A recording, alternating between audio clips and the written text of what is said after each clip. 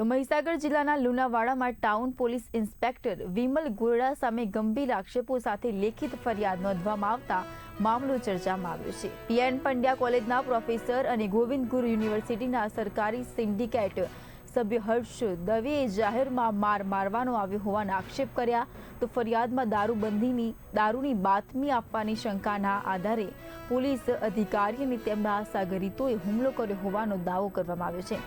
તો સમગ્ર ઘટના સીસીટીવી કેમેરામાં કેદ થઈ હોવાનું પણ ફરિયાદમાં જણાવાયું। તો હર્ષ દવેએ જવાબદાર અધિકારી અને અન્ય સામે એફઆઈઆર નોંધવાની માંગ સાથે ઉચ્ચ પોલીસ અધિકારીઓની રજૂઆત કરી છે।